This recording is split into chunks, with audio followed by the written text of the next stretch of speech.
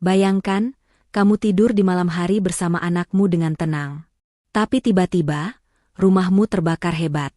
Bukan karena korsleting, tapi karena orang yang seharusnya melindungimu. Justru yang ingin kamu dan anakmu mati. Demi harta, demi wanita lain, dan demi keinginan jahat yang tak bisa dimaafkan. Hai sahabat cerita Momo. Sebelum kisah mengerikan dan penuh kejutan ini dimulai, jangan lupa untuk like dulu videonya. Subscribe channel ini agar kamu gak ketinggalan cerita-cerita inspiratif lainnya. Dan komen di bawah. Hadir dari kota mana kamu nonton cerita ini? Cerita kali ini tentang seorang wanita yang nyaris dibakar hidup-hidup oleh suaminya sendiri. Tapi ia bangkit, melawan, dan membalas dengan cara paling elegan. Membuat suaminya meratap, di penjara. Siap? Yuk, kita mulai ceritanya. Malam sunyi menyelimuti sebuah rumah mewah di kawasan elit Dago, Bandung. Jam dinding di ruang tengah menunjukkan pukul 2.17 dini hari. Di kamar utama yang didekorasi dengan sentuhan klasik modern, Nadia, 35 tahun, seorang wanita anggun dengan aura kemandirian yang kuat, tertidur lelap di samping putri kecilnya, Anya, 5 tahun, yang memeluk erat boneka beruang kesayangannya. Kelelahan setelah seharian mengelola beberapa butik warisan orang tuanya, Nadia memejamkan mata tanpa sedikit pun firasat buruk. Tiba-tiba, aroma aneh menusuk hidung Nadia. Bau gosong yang semakin lama semakin menyengat. Ia mengerutkan kening dalam tidurnya, gelisah. Perlahan matanya terbuka. Asap. Asap kelabu mengepul dari celah bawah pintu kamar. Jantung Nadia berdegup kencang seperti genderang perang. Ia segera bangkit dari tempat tidur. Insting seorang ibu melindunginya. Anya sayang bangun. Nadia mengguncang pelan tubuh mungil putrinya. Anya membuka mata dengan bingung, lalu terbatuk kecil. Bau asap semakin pekat, membuat mata mereka berdua perih. Nadia panik. Ia meraih gagang pintu, namun terasa panas membakar telapak tangannya. Ia mencoba memutar kuncinya, nihil. Pintu terkunci dari luar. Air mata mulai membasahi pipi Nadia. Pikiran buruk langsung menyeruak di benaknya. Siapa yang mengunci mereka? Mengapa ada asap sebanyak ini? Ibu, Anya takut. Lirih Anya, suaranya bergetar. Nadia memeluk erat putrinya, berusaha menyalurkan ketenangan yang ia sendiri tak punya. Sayang, kita harus keluar dari sini. Sebentar ya. Nadia mencoba mendobrak pintu dengan sekuat tenaga, namun usahanya sia-sia. Pintu kokoh itu tak bergeming. Asap semakin tebal, membuat pandangan mereka kabur dan napas terasa sesak. Dalam keputusasaan, Nadia berlari ke arah jendela. Dengan tangan gemetar, ia membuka paksa kuncinya. Udara malam yang dingin langsung menyerbu masuk, sedikit mengurangi kepulan asap di dalam kamar. Namun, mereka berada di lantai 2. Melompat ke bawah sama saja dengan bunuh diri. Tolong! Tolong! Ada kebakaran! Nadia berteriak sekuat tenaga dari jendela, berharap ada tetangga yang mendengar. Suaranya parau dan bercampur dengan batuk akibat asap yang terus menyesakkan. Beberapa saat yang terasa seperti keabadian berlalu. Tiba-tiba, terdengar suara gaduh dari luar. Beberapa tetangga yang rumahnya berdekatan rupanya terbangun, karena teriakan Nadia dan kobaran api yang mulai terlihat di beberapa bagian rumah. Nadia, kalian di mana? Terdengar suara Pak Rahmat, tetangga sebelah rumah yang dikenal sigap dan berani. Kami di lantai 2. Kamar utama. Pintunya terkunci dari luar, balas Nadia dengan suara serak.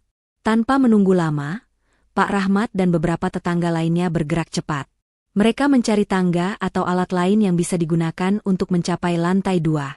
Sementara itu, api semakin membesar, menjilat dinding dan langit-langit rumah. Suara kayu retak yang terbakar dan pecahan kaca menambah kengerian suasana. Akhirnya, dengan bantuan beberapa warga yang membawa tangga, mereka berhasil mencapai jendela kamar Nadia. Pak Rahmat dengan hati-hati memecahkan kaca jendela dan membantu Nadia menggendong Anya keluar. Satu persatu, mereka berhasil turun dengan selamat, meski batuk-batuk dan wajah penuh jelaga. Nadia memeluk erat Anya, air mata tak tertahankan membasahi pipinya. Rasa syukur tak terhingga menyelimutinya karena mereka berdua selamat. Namun, di tengah rasa lega itu, Ada kejanggalan yang mengusik pikirannya. Mengapa pintu kamarnya bisa terkunci dari luar?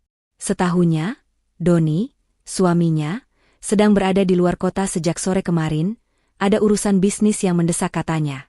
Dan alarm rumah, mengapa tidak berbunyi sama sekali? Padahal, sistem keamanan rumahnya termasuk yang paling canggih. Polisi dan petugas pemadam kebakaran tiba tak lama kemudian. Mereka segera melakukan tugasnya memadamkan api dan melakukan olah tempat kejadian perkara. Dugaan awal polisi adalah korsleting listrik menjadi penyebab kebakaran. Namun, Nadia tak bisa begitu saja menerima penjelasan itu. Ada sesuatu yang terasa janggal, sebuah firasat buruk yang semakin kuat mencengkeram hatinya. Sementara petugas sibuk bekerja, Nadia memperhatikan sekeliling rumahnya yang sudah hangus sebagian. Kenangan indah bersama Doni dan Anya seolah ikut terbakar menjadi abu. Tatapannya kosong. Namun di dalam hatinya, bara kecurigaan mulai menyala. Ia harus mencari tahu kebenaran di balik kebakaran ini. Ini bukan hanya tentang rumahnya yang hilang, tapi tentang nyawanya dan nyawa putrinya yang hampir melayang. Siapa dalang di balik semua ini? Dan mengapa? Nadia bertekad akan mengungkapnya, seberapapun pahit kenyataan yang akan ia hadapi. Malam yang seharusnya menjadi mimpi indah, berubah menjadi awal dari sebuah misteri yang kelam dan berbahaya. Pagi merambat perlahan, membawa serta dinginnya embun Bandung yang menusuk tulang, namun dinginnya tak seberapa dibandingkan dengan dinginnya hati Nadia. Api sudah berhasil dipadamkan, menyisakan puing dan arang yang mengepulkan asap tipis, menjadi saksi bisu horor malam itu. Petugas pemadam kebakaran dan polisi masih mondar-mandir, mendokumentasikan setiap detail. Nadia, yang kini duduk termangu di teras rumah Pak Rahmat dengan Anya yang tertidur pulas dalam pelukannya, menatap rumahnya yang hangus.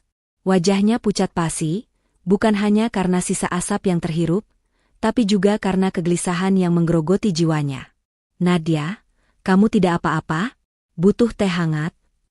Bu Rahmat mendekat, menawarkan secangkir minuman hangat dengan tatapan prihatin.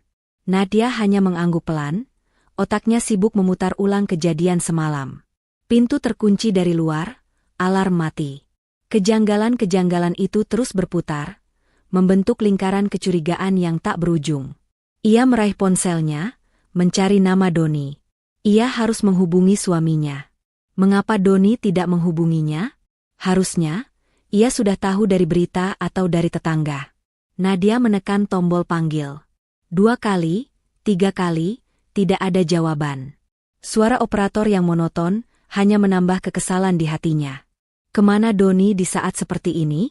Doni adalah satu-satunya keluarga yang ia punya selain Anya. Ia butuh kehadirannya, setidaknya untuk menenangkan hatinya yang remuk redam. Akhirnya, di percobaan keempat, Doni mengangkat telepon. Suaranya terdengar serak, seperti baru bangun tidur. Halo, Nadia? Ada apa pagi-pagi begini? Jantung Nadia berdesir.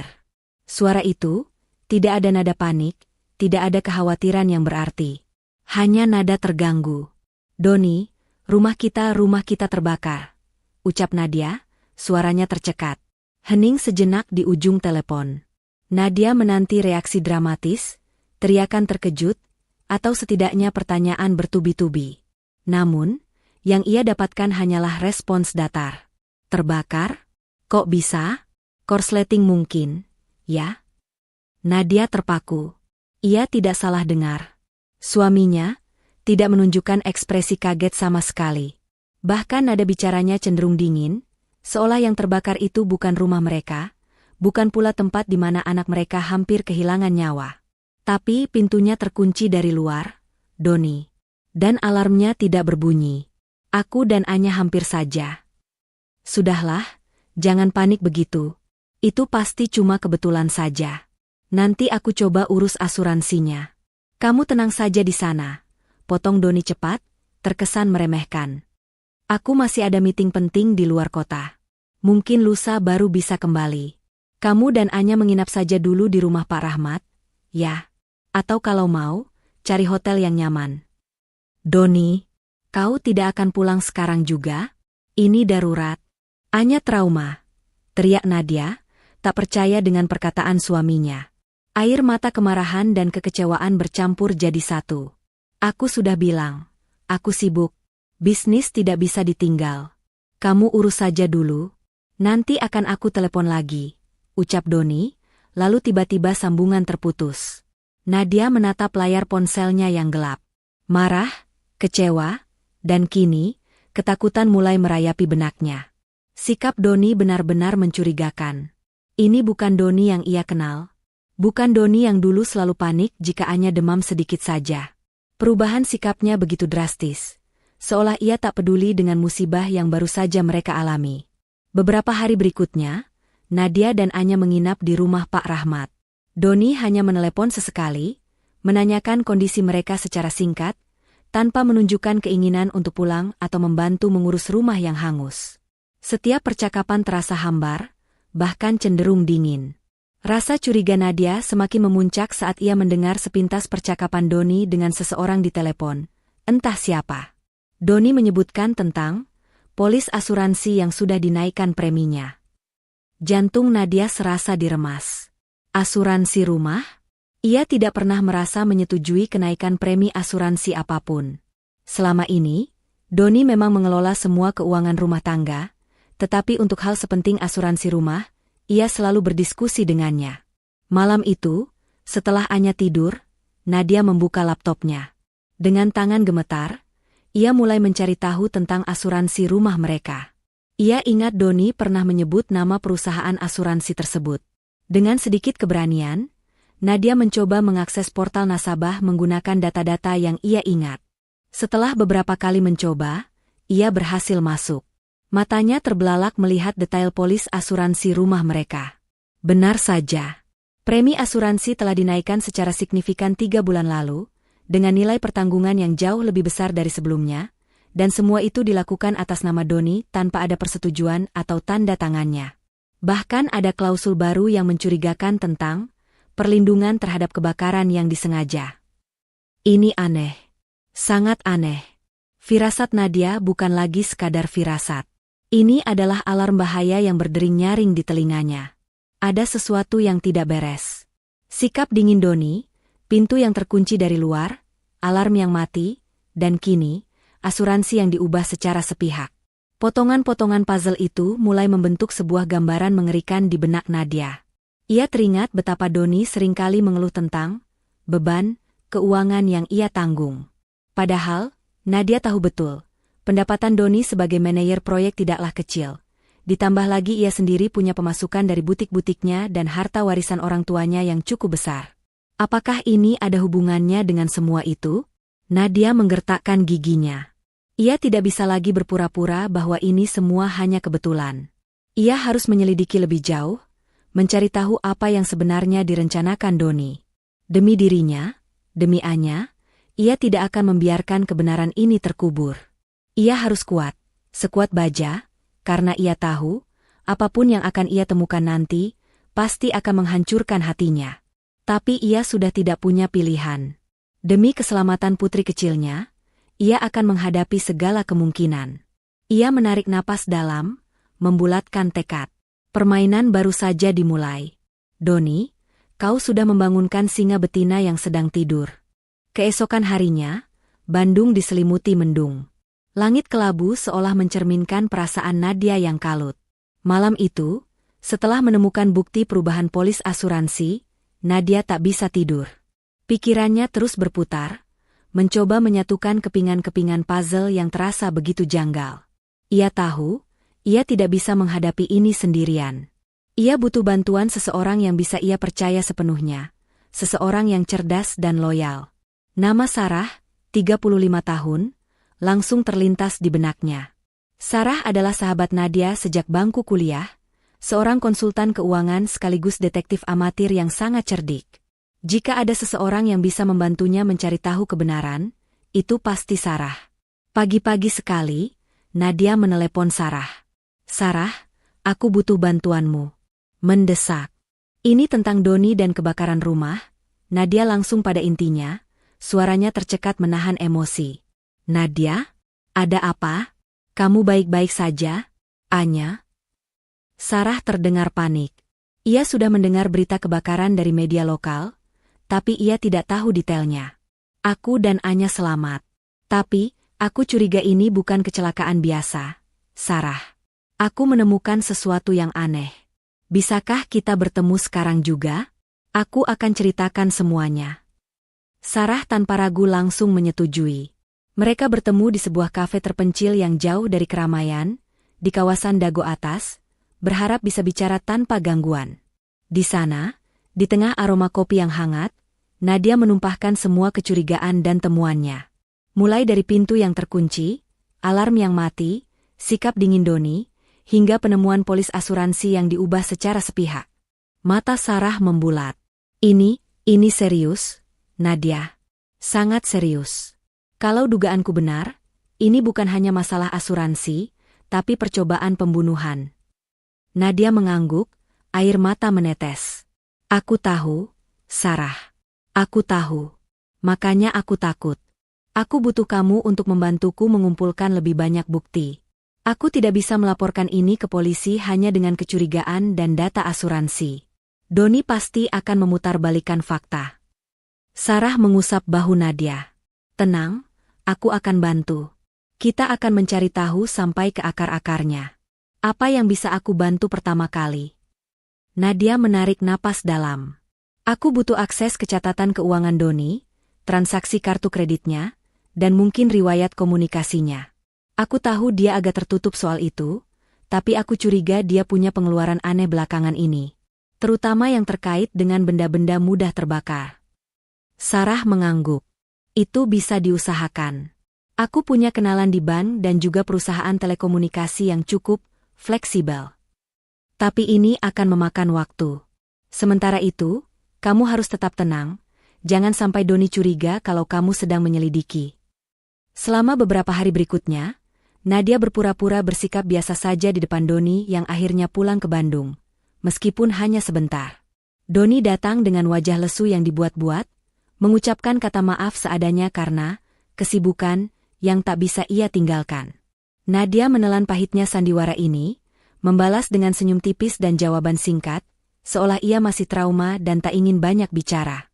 Doni sepertinya puas dengan reaksi Nadia, berpikir rencananya berjalan mulus. Di balik layar, Sarah bekerja keras.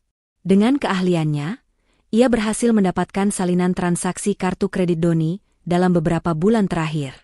Saat mereka bertemu lagi di lokasi rahasia yang berbeda, kali ini di sebuah rumah peristirahatan milik Sarah di Lembang, Sarah menyodorkan setumpuk dokumen.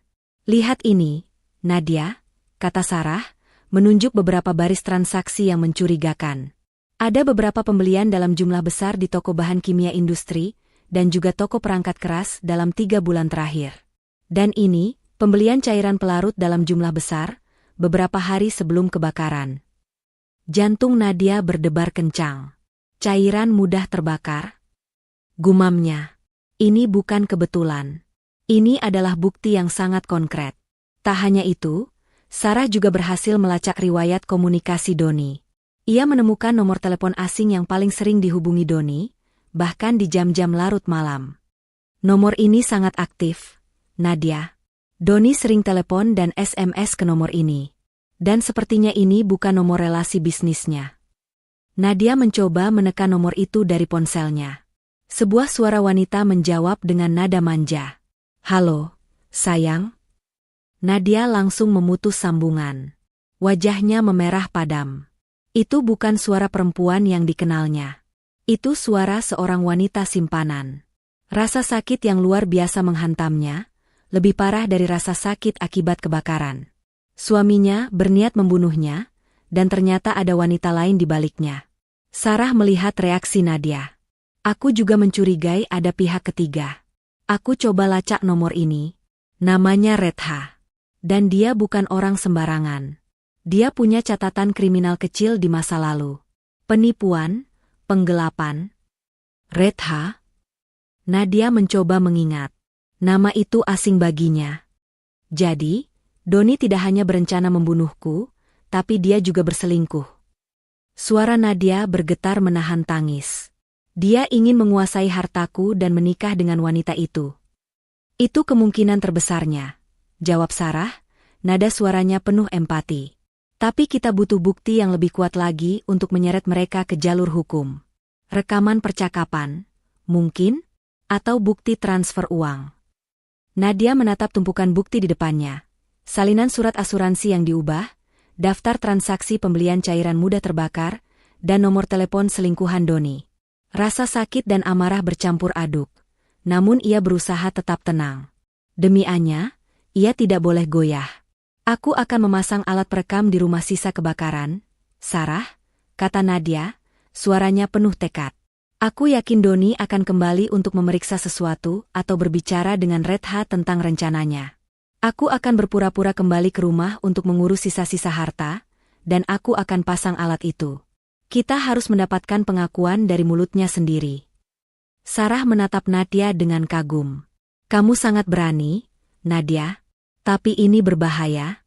Doni sudah terbukti nekat. Jangan sampai dia tahu kamu sedang menyelidikinya. Aku akan hati-hati, jawab Nadia tegas. Aku sudah muak dengan sandiwara ini. Aku akan mencari tahu semuanya. Sampai ke akar-akarnya. Doni harus membayar mahal atas apa yang dia lakukan padaku dan Anya. Malam itu, Nadia menyusun strategi dengan hati-hati bersama Sarah. Mereka menyiapkan alat perekam mini yang canggih. Nadia tahu, risiko yang ia ambil sangat besar, namun ia tak punya pilihan. Ia harus bertindak. Senyuman palsu, sikap trauma yang ia tunjukkan pada Doni akan menjadi senjatanya. Ia akan membiarkan Doni merasa di atas angin, hingga saat yang tepat tiba, ia akan menjatuhkannya dengan semua bukti yang ia kumpulkan. Pertarungan ini bukan hanya tentang membalas dendam, tapi tentang menegakkan keadilan dan melindungi masa depan putrinya. Doni, kau akan menyesali hari ketika kau mencoba membakar hidupku. Beberapa hari setelah percakapannya dengan Sarah, Nadia mulai melancarkan rencananya. Dengan dalih ingin mengambil beberapa dokumen penting dan barang-barang yang masih bisa diselamatkan dari sisa kebakaran, Nadia kembali ke rumahnya yang kini tinggal puing. Doni, yang masih sesekali datang untuk mengurus klaim asuransi, tidak curiga sama sekali. Ia bahkan membantu Nadia membuka beberapa bagian yang tertutup, tanpa tahu bahwa setiap gerakannya sedang diawasi. Di tengah kesibukannya yang tampak wajar, Nadia dengan lihai memasang alat perekam mini di beberapa sudut strategis rumah yang masih utuh, terutama di ruang kerja Doni dan ruang keluarga yang sering ia gunakan untuk menelepon. Alat itu sangat kecil, nyaris tak terlihat, disamarkan di balik sisa-sisa dekorasi yang hangus. Ia juga memasang kamera tersembunyi berukuran pinhole di lokasi yang sama, terhubung dengan server aman yang bisa diakses Sarah dari jarak jauh. Ketegangan menyelimuti setiap gerakannya, namun tekadnya lebih besar dari rasa takut. Tak butuh waktu lama. 2 hari setelah pemasangan, Sarah mengirimkan sebuah pesan singkat kepada Nadia. Dapat sesuatu penting. Kita ketemu sekarang. Mereka kembali bertemu di rumah peristirahatan Sarah di Lembang. Wajah Sarah terlihat serius, bahkan sedikit kaget. Nadia, kamu harus dengar ini, kata Sarah sambil menyalakan rekaman suara dari laptopnya. Suara Doni terdengar jelas, bercampur dengan suara perempuan yang Nadia kenali sebagai Redha. Jadi gimana? Sudah beres semua kan? Asuransinya sudah bisa dicairkan? Itu suara Redha, terdengar tidak sabar. Sabar dulu, Ta. Polisi masih penyelidikan. Mereka menduga korsleting, tapi aku harus hati-hati. Nadia itu licik, dia pasti akan curiga kalau terlalu cepat. Suara Doni menjawab dengan tenang, terlalu tenang untuk seseorang yang rumahnya baru terbakar.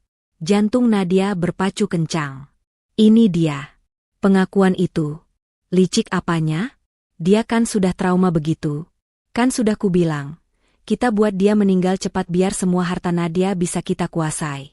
Lalu kita bisa menikah tanpa ada yang menghalangi. Nada Redha terdengar sinis dan kejam. Ya, aku tahu. Tapi harus sabar. Lagi pula, aku sudah naikkan polis asuransinya jauh-jauh hari. Jumlahnya lumayan besar. Cukup untuk kita hidup mewah dan mulai usaha baru. Doni tertawa kecil, tawa yang menusuk hati Nadia. Baguslah kalau begitu. Aku sudah siapkan segalanya untuk pernikahan kita nanti. Nggak sabar mau jadi nyonya besar, menikmati semua properti Nadia itu. Redha menambahkan, suaranya dipenuhi ambisi. Nadia tercekat. Seluruh tubuhnya lemas.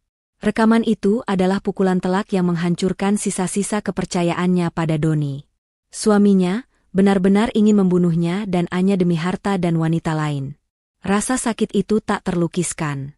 Air mata menetes deras, bukan lagi air mata kesedihan, tapi amarah yang membara. Ini lebih dari cukup, Nadia, kata Sarah, mematikan rekaman. Wajahnya juga tampak geram. Ini adalah bukti kuat perencanaan pembunuhan, pembakaran, dan penipuan. Aku tidak percaya dia tega melakukan ini. Bisik Nadia, suaranya nyaris tak terdengar. Kamu harus kuat, Nadia. Sekarang saatnya kita bertindak, desak Sarah. Aku akan menyiapkan semua bukti ini, termasuk bukti transaksi pembelian cairan mudah terbakar yang kita temukan. Kita akan bawa ini semua ke kepolisian. Tanpa membuang waktu, mereka segera mendatangi kantor polisi terdekat di Bandung. Nadia, ditemani Sarah, menyerahkan semua bukti yang telah mereka kumpulkan. Rekaman suara percakapan Doni dan Retha, salinan polis asuransi yang diubah, serta bukti transaksi pembelian cairan yang dicurigai sebagai pemicu kebakaran. Polisi mendengarkan dengan saksama. Awalnya, mereka sedikit skeptis karena dugaan awal adalah korsleting. Namun, setelah mendengarkan rekaman suara dan melihat bukti-bukti fisik, raut wajah mereka berubah serius. Ini adalah bukti yang sangat kuat, Bu Nadia, ujar seorang penyidik senior, Bapak Budi. Terima kasih atas keberanian Anda. Kami akan segera memproses ini. Kami akan memanggil Doni untuk dimintai keterangan. Kami juga akan melakukan penyelidikan ulang di lokasi kejadian, mencari sisa-sisa cairan pembakar itu. Nadia mengangguk. Hatinya sedikit lega. Setidaknya, keadilan mulai bergerak. Ada satu hal lagi, Pak. Tetangga saya, Pak Rahmat, punya rekaman CCTV di sekitar rumahnya. Mungkin ada hal mencurigakan yang terekam saat kejadian. Mungkin bisa membantu penyelidikan Anda. Itu ide bagus, Bu. Akan segera kami tindak lanjuti, jawab Pak Budi, mencatat informasi tersebut. Setelah itu, Nadia dan Sarah meninggalkan kantor polisi. Meskipun beban di hatinya sedikit terangkat, rasa pahit masih terasa. Suaminya sendiri yang mencoba menghabisinya. Ini adalah kenyataan terburuk yang pernah ia bayangkan. Di sisi lain, Doni masih merasa aman. Ia bahkan sempat menelepon Nadia, berpura-pura menanyakan kemajuan klaim asuransi, dan memberikan instruksi seolah ia adalah suami yang bertanggung jawab. Nadia menanggapi dengan singkat, mempertahankan sandiwaranya. Doni tidak tahu bahwa jaring yang ia pasang untuk menjerat Nadia kini berbalik menjerat dirinya sendiri. Polisi mulai bergerak senyap. Mereka memanggil beberapa saksi, termasuk Pak Rahmat dan tetangga lainnya yang membantu saat kebakaran. Mereka mengamankan rekaman CCTV Pak Rahmat yang menunjukkan seorang pria mencurigakan terlihat di sekitar rumah Nadia, sesaat sebelum api membesar. Wajah pria itu agak buram, namun polisi yakin bisa mengidentifikasinya. Bahkan ada satu rekaman suara lain dari ponsel Nadia, yang ia rekam saat Doni meneleponnya dari luar kota. Doni sempat mengatakan, "Semoga kamu dan Anya cepat meninggal agar aku bisa menguasai hartamu." Kalimat yang saat itu dianggap Nadia sebagai ungkapan kekesalan semata, kini menjadi bukti memberatkan yang menunjukkan niat jahat. Setiap bukti kecil, setiap petunjuk, kini bersatu membentuk gambaran yang utuh. Ini bukan kecelakaan. Ini adalah percobaan pembunuhan yang direncanakan dengan sangat rapi. Doni dan Retha telah menggali kubur mereka sendiri. Dan Nadia, yang dulu hampir menjadi korban, kini bangkit menjadi saksi kunci yang akan membawa mereka ke hadapan hukum. Permainan telah berakhir, Doni. Sekarang giliranmu yang akan merasakan panasnya api. Bab 5, Pelakor Sebenarnya. Setelah menyerahkan semua bukti ke polisi, Nadia merasa sedikit lega, meskipun hatinya masih diliputi rasa nyeri dan amarah. Malam itu, ia tak bisa tidur nyenyak. Bayangan Doni, suaminya, yang selama ini ia kira mencintainya, kini berubah menjadi sosok mengerikan yang tega merencanakan kematiannya dan Anya. Ia juga tak bisa berhenti memikirkan Retha, wanita selingkuhan Doni, yang suaranya terdengar begitu kejam dalam rekaman. Siapakah Retha sebenarnya? Keesokan harinya, Nadia menghubungi Sarah lagi. "Sarah, aku butuh lebih banyak informasi tentang Retha. Aku tidak bisa berhenti memikirkannya. Siapa dia sebenarnya?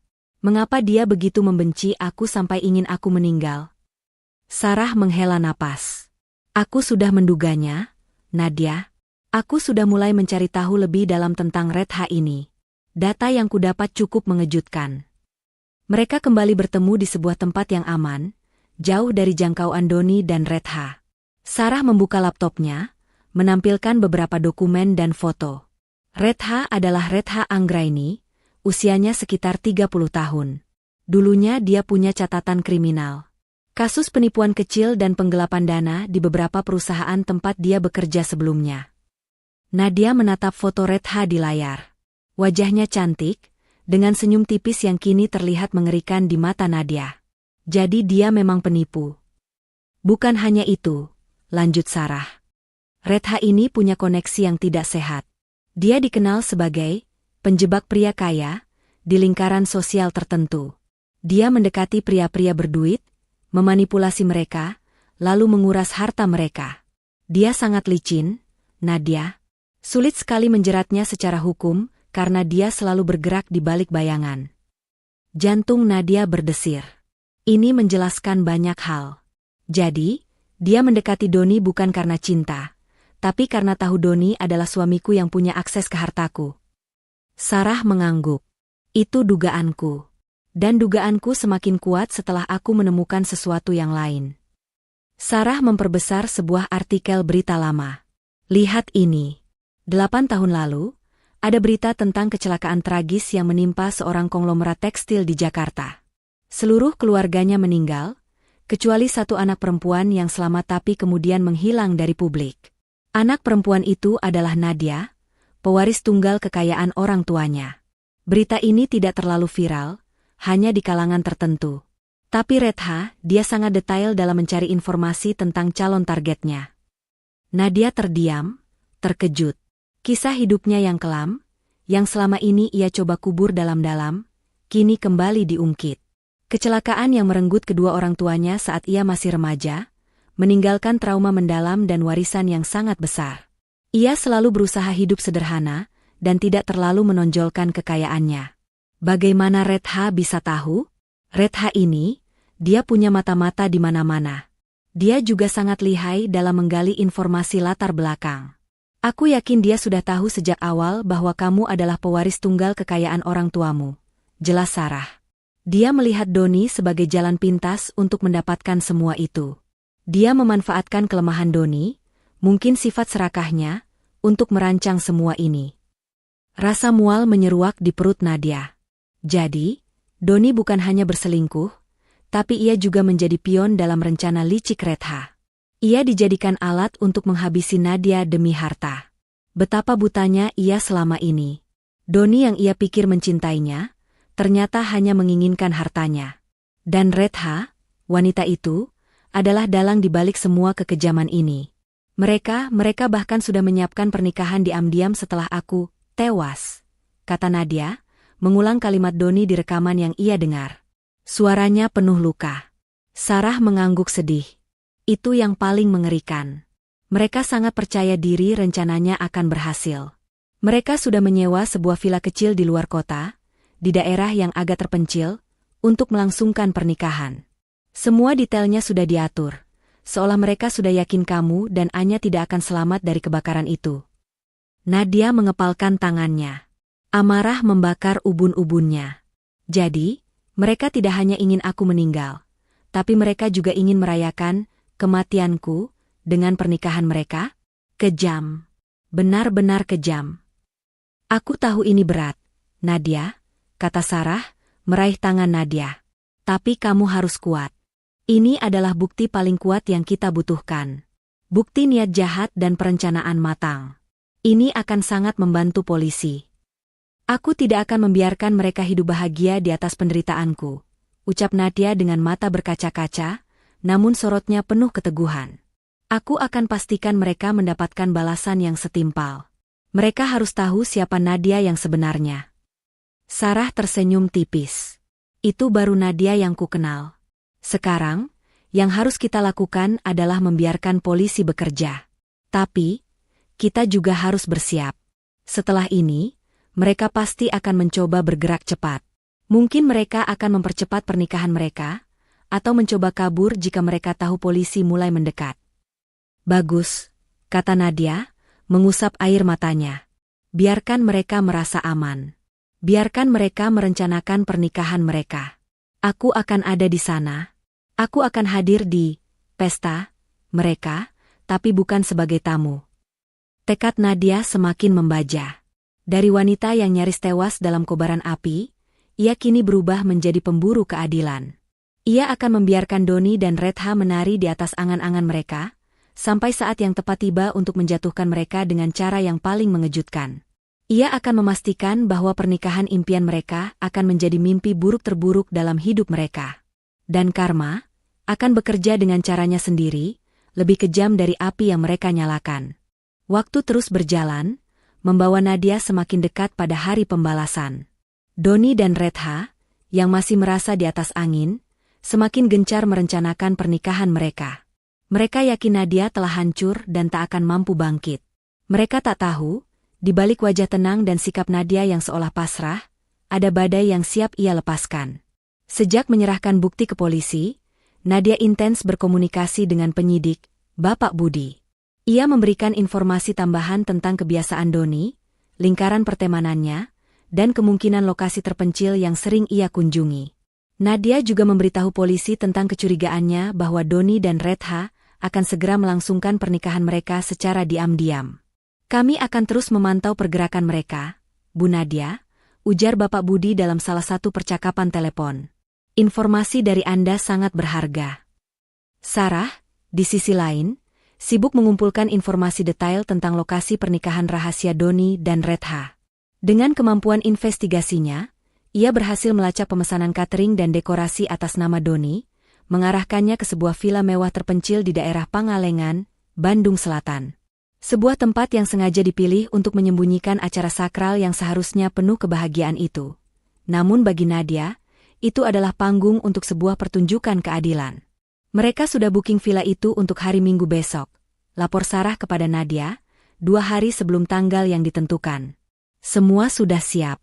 Mereka benar-benar tidak main-main. Nadia menggertakkan giginya. Minggu. Hanya 2 hari lagi. Jantungnya berdebar kencang, antara gugup dan bersemangat. Ia membayangkan bagaimana wajah Doni dan Retha akan terlihat ketika ia muncul di hadapan mereka. Aku butuh satu hal lagi, Sarah, kata Nadia. Aku ingin penampilanku sempurna di hari itu. Aku akan datang sebagai Nadia yang baru, bukan Nadia yang lemah. Sarah tersenyum penuh arti. Paham. Mari kita siapkan. Maka, 2 hari itu, Nadia tidak hanya mempersiapkan mental, tetapi juga penampilannya. Ia pergi ke salon terbaik di Bandung, mengubah gaya rambutnya, memilih riasan yang menonjolkan ketegasan matanya, dan membeli gaun terbaik yang ia miliki. Bukan gaun pengantin, tentu saja, tapi gaun koktail berwarna gelap yang elegan, memancarkan aura kekuatan dan misteri. Ini bukan lagi Nadia yang rapuh setelah kebakaran, ini adalah Nadia yang siap bertarung. Hari H tiba. Pagi itu, cuaca di Pangalengan cerah, seolah ikut merestui pernikahan yang akan berlangsung. Villa mewah itu sudah dihias dengan bunga-bunga sederhana namun elegan. Doni dan Retha terlihat sibuk menyambut beberapa tamu yang mereka undang. Tamu-tamu itu adalah orang-orang terdekat Doni yang tidak tahu menahu tentang rencana kejahatan busuknya, atau mungkin beberapa rekan Retha yang juga punya rahasia sendiri. Retha mengenakan gaun pengantin sederhana berwarna putih gading, wajahnya tampak berseri-seri. Ia tak henti-hentinya tersenyum dan tertawa, membayangkan hidup mewah yang akan menantinya. Doni, meskipun tampak sedikit tegang, juga berusaha menampilkan wajah bahagia. Ia sesekali melirik arlojinya, seolah menunggu sesuatu. Mungkin ia menunggu kabar dari pengacara tentang klaim asuransi yang akan segera cair. Doni dan Retha melenggang ke altar sederhana yang sudah disiapkan di halaman belakang villa, di bawah langit biru Pangalengan yang indah. Penghulu sudah siap. Para tamu duduk dengan tenang, menanti prosesi akad nikah dimulai. Mereka tak tahu bahwa ada tamu tak diundang yang akan segera tiba, membawa kejutan yang lebih besar dari yang bisa mereka bayangkan.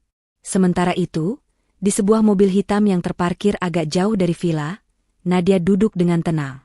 Ia mengenakan gaunnya, rambutnya tertata rapi, dan riasan wajahnya sempurna. Di sampingnya, Sarah menggenggam tangannya erat. Di belakang mobil mereka, ada beberapa mobil polisi yang juga berhenti, menunggu isyarat. "Kamu siap, Nadia?" tanya Sarah, suaranya pelan. Nadia menatap pantulan dirinya di kaca spion, sorot matanya tajam dan penuh tekad. "Lebih dari siap, Sarah. Ini saatnya."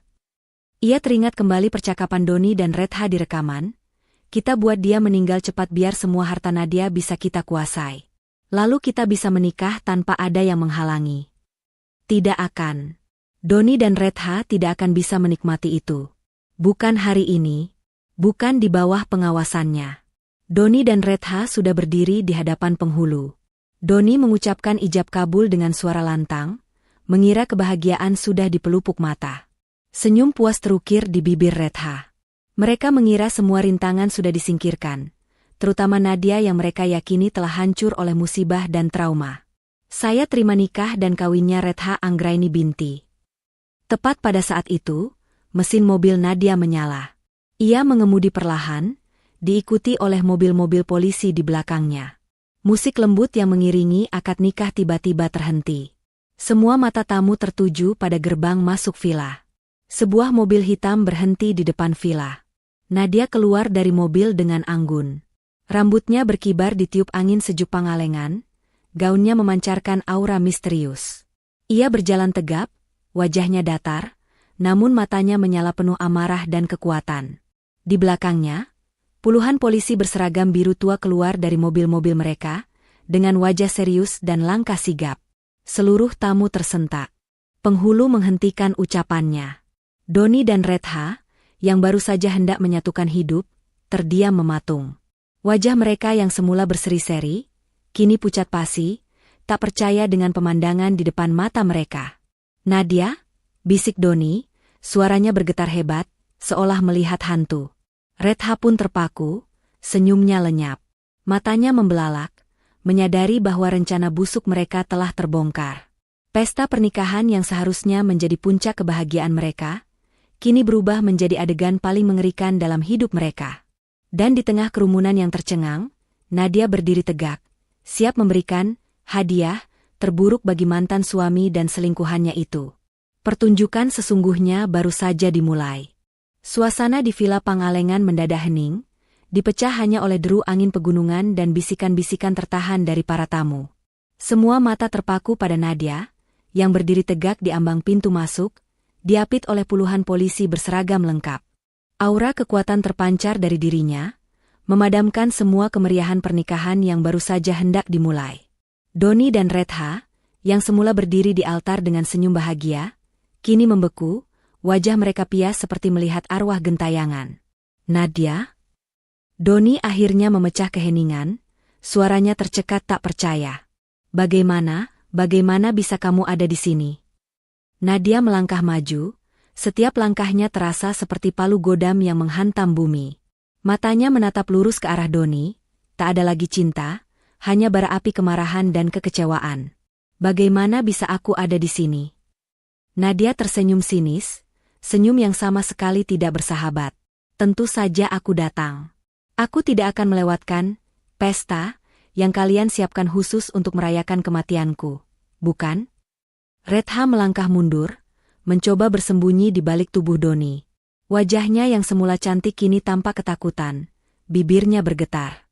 "Apa-apaan ini, Doni? Kenapa dia di sini?"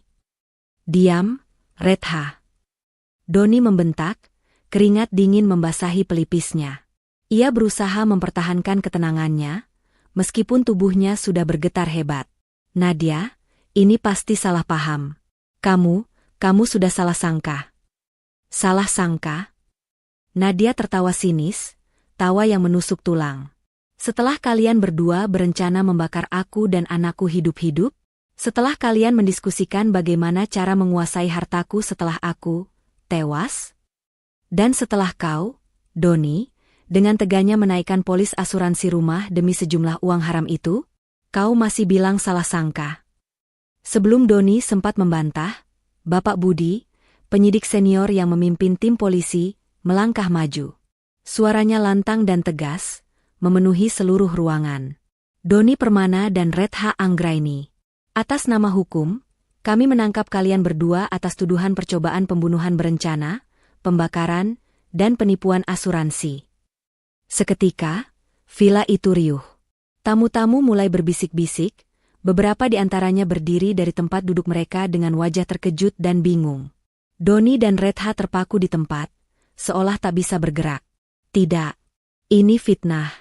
Aku tidak melakukan itu, teriak Doni, berusaha melepaskan diri dari dua polisi yang sigap memborgol tangannya. Nadia, kau menjebakku. Kau ingin menghancurkanku. Menjebak? Nadia melangkah lebih dekat, menatap langsung ke mata Doni yang penuh ketakutan. Aku hanya mengungkap kebenaran, Doni.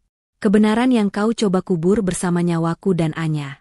Rekaman percakapanmu dengan Retha, bukti transfer uang untuk pembelian cairan pembakar, dan rekaman CCTV yang menunjukkan keberadaanmu di rumah sesaat sebelum api membesar. Semua ada. Retha, yang kini juga diborgol, mencoba memberontak. Tidak. Ini tidak mungkin. Jangan sentuh aku. Aku tidak bersalah. Nyonya Retha Anggraini, Anda punya catatan kriminal di masa lalu, bukan? Tanya Bapak Budi datar. Dan kami punya bukti kuat bahwa Anda adalah dalang utama di balik rencana jahat ini, yang memanfaatkan Doni Permana demi menguasai harta korban. Mendengar itu, beberapa tamu yang mengenal Doni mulai saling pandang, raut wajah mereka berubah dari kaget menjadi jijik. Mereka baru menyadari bahwa pernikahan yang mereka hadiri ini adalah bagian dari skenario kejahatan yang mengerikan. Beberapa kerabat Doni yang tadinya datang untuk memberi selamat, kini memalingkan wajah, merasa malu dan jijik dengan perbuatan Doni. Doni, kenapa kau melakukan ini? Teriak salah seorang tamu, kerabat Doni. Doni menatap Nadia dengan penuh kebencian dan penyesalan. Kau akan menyesal, Nadia. Kau akan menyesal telah menghancurkanku. Aku yang akan menyesal? Nadia menggelengkan kepala, air matanya kini mengalir, tapi bukan karena kesedihan, melainkan karena kelegaan dan kekuatan yang baru. Yang akan menyesal adalah kalian berdua, Doni dan Retha. Kalian mencoba membunuhku dan putriku. Kalian akan mendapatkan balasan yang setimpal. Dengan sigap, polisi membawa Doni dan Retha keluar dari villa yang semula menjadi saksi bisu pernikahan impian mereka, kini berubah menjadi lokasi penangkapan yang memalukan. Keduanya digiring menuju mobil polisi, disaksikan oleh tamu-tamu yang tercengang dan sorot mata tajam Nadia. Pernikahan yang harusnya dipenuhi janji suci, berakhir menjadi aib yang tak terlupakan. Rencana keji Doni dan Retha untuk hidup mewah di atas penderitaan Nadia kini hancur berkeping-keping. Mereka mengira Nadia telah kalah, namun Nadia, dengan kekuatan dan keberaniannya, telah mengubah panggung pernikahan itu menjadi panggung penangkapan yang paling mengejutkan dalam hidup mereka. Keadilan akhirnya menunjukkan taringnya, di momen yang paling tidak terduga bagi para pelaku kejahatan. Penangkapan Doni dan Retha di hari pernikahan mereka sontak menjadi berita utama di Bandung. Kisah tragis kebakaran dan plot keji di baliknya menyebar cepat, menjadi buah bibir di mana-mana. Bagi Nadia, perhatian publik ini adalah pedang bermata dua. Ia harus menghadapi sorotan, namun di sisi lain, ia tahu ini penting agar kebenaran terungkap sepenuhnya. Minggu-minggu berlalu dengan cepat, disibukkan dengan proses penyidikan dan persiapan persidangan. Nadia dan Sarah bekerja sama erat dengan pihak kepolisian dan jaksa penuntut umum. Setiap bukti, setiap detail, dianalisis dan dipersiapkan untuk diajukan di meja hijau. Akhirnya, hari yang dinantikan tiba, sidang perdana kasus percobaan pembunuhan dan pembakaran yang melibatkan Doni Permana dan Retha Anggraini. Ruang sidang di Pengadilan Negeri Bandung penuh sesak. Wartawan membanjiri area tersebut, kamera berkedip-kedip tak henti. Masyarakat umum yang penasaran juga memadati kursi pengunjung. Semua ingin menyaksikan drama persidangan ini. Nadia hadir dengan Anya di sisinya, didampingi Sarah dan pengacaranya yang kompeten. Ia tampil tenang, meski di dalam hatinya badai emosi masih bergejolak. Ia harus kuat, demi Anya, dan demi keadilan. Di sudut lain ruang sidang, Doni dan Retha duduk di kursi terdakwa, wajah mereka tampak lesu dan pucat. Doni sesekali melirik Nadia dengan pandangan penuh kebencian dan penyesalan, sementara Redha tampak lebih dingin, berusaha menyembunyikan rasa takutnya di balik wajah datarnya. Jaksa penuntut umum memulai pembacaan dakwaan, memaparkan secara rinci kronologi kejadian, dari kebakaran hingga motif keji di baliknya. Suasana di ruang sidang tegang. Setiap kata yang keluar dari mulut jaksa menusuk hati Nadia, mengingatkannya pada malam mengerikan itu. Kemudian, presentasi bukti dimulai. Sarah dipanggil sebagai saksi pertama, menjelaskan bagaimana ia membantu Nadia menemukan kejanggalan pada polis asuransi dan melacak transaksi mencurigakan. Ia juga menunjukkan bukti-bukti digital, termasuk email dan pesan singkat yang mengarah pada rencana jahat Doni dan Redha.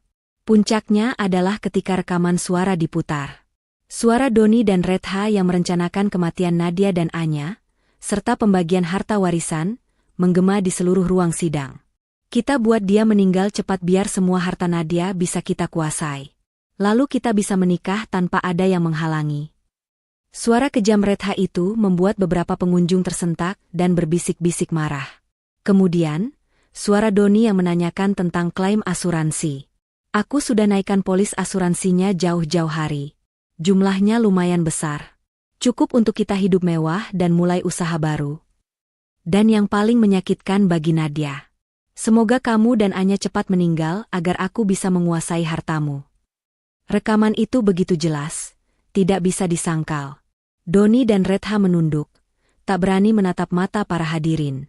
Ekspresi di wajah mereka menggambarkan penyesalan dan ketakutan yang mendalam. Tak hanya rekaman, bukti-bukti fisik juga disajikan. Hasil forensik dari sisa kebakaran menunjukkan adanya jejak cairan mudah terbakar yang disengaja. Rekaman CCTV dari tetangga menunjukkan sosok Doni di sekitar rumah Nadia sesaat sebelum api membesar, meskipun ia selalu bersikeras sedang di luar kota. Semua itu terangkai menjadi benang merah yang tak terbantahkan. Nadia sendiri memberikan kesaksian dengan tenang dan tegas. Ia menceritakan momen mengerikan saat ia dan Anya terjebak di dalam api, perjuangannya menyelamatkan diri, dan bagaimana ia mulai mencurigai Doni.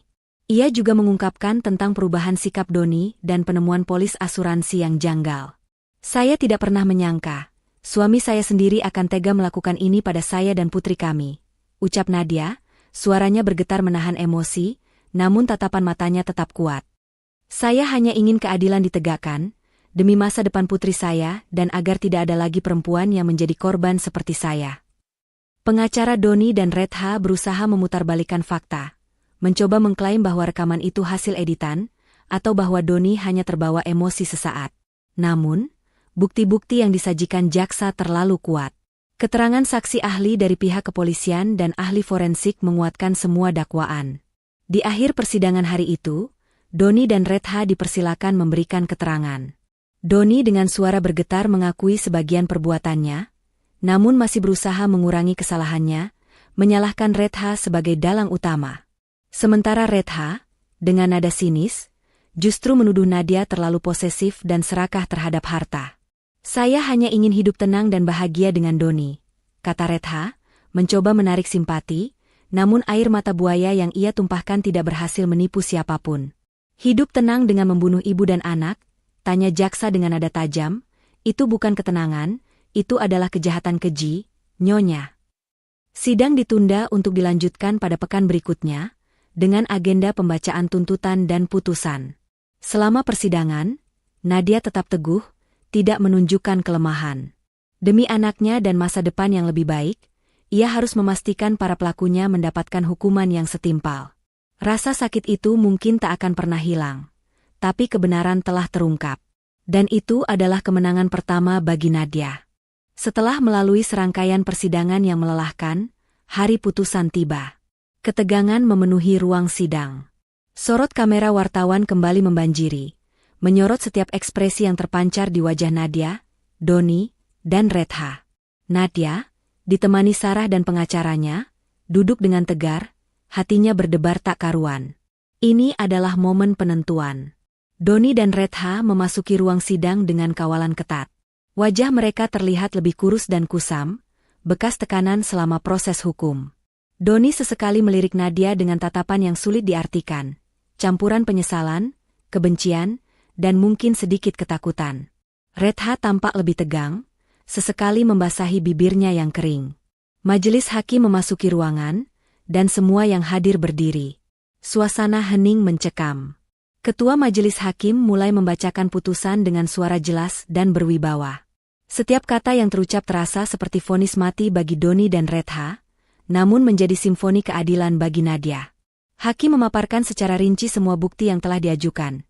Rekaman suara percakapan Doni dan Retha yang merencanakan pembunuhan, hasil forensik yang menunjukkan pembakaran disengaja, bukti transaksi pembelian cairan mudah terbakar, rekaman CCTV yang menunjukkan Doni di lokasi kejadian, dan kesaksian Nadia yang kredibel.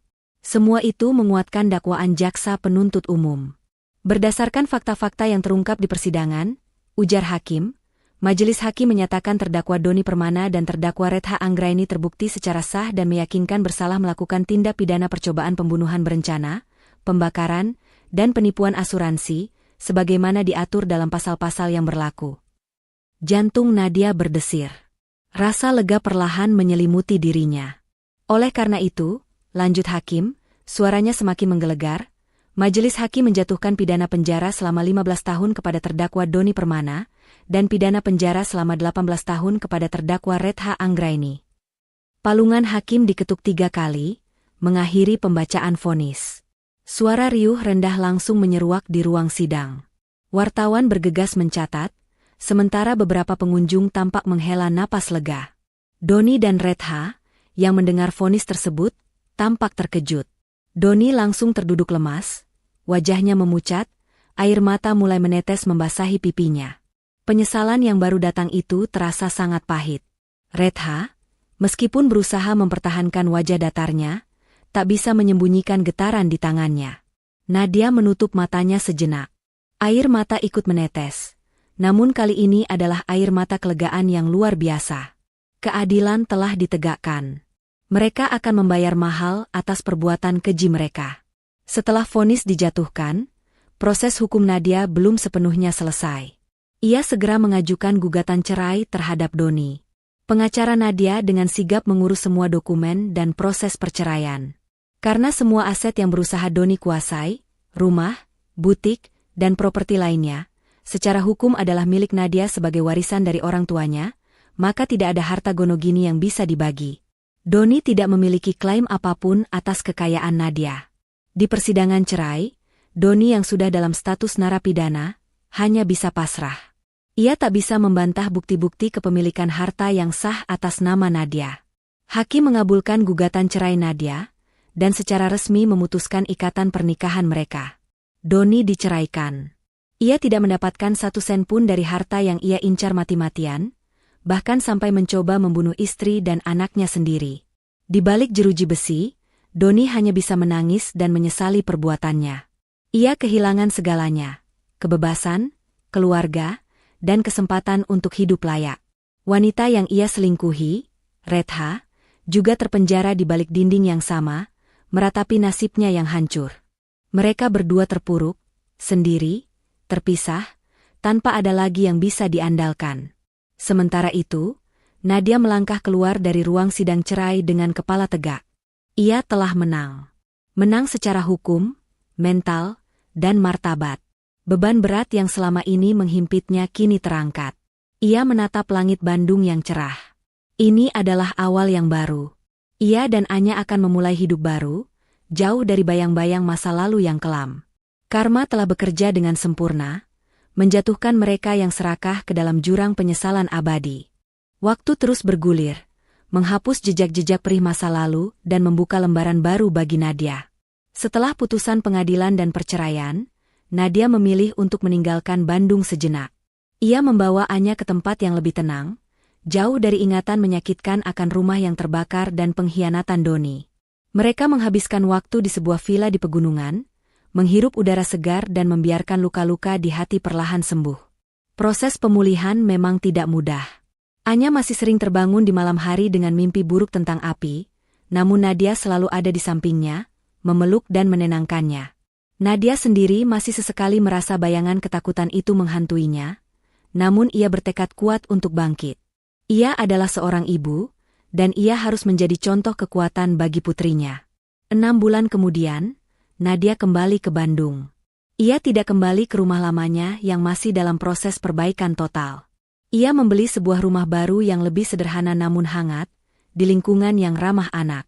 Ia ingin memulai semuanya dari awal, bersih dari memori buruk. Dengan dukungan penuh dari Sarah, Nadia mulai membangun kembali hidupnya. Ia kembali mengelola butik-butik warisannya, yang sempat terabaikan selama masa sulit. Kekuatan dan keteguhannya dalam menghadapi cobaan berat ini justru memberinya inspirasi baru.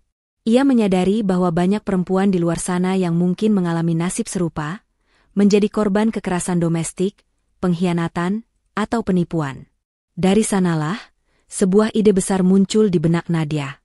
Ia memutuskan untuk menggunakan sebagian harta warisan orang tuanya, bukan untuk hidup berfoya-foya, melainkan untuk tujuan mulia.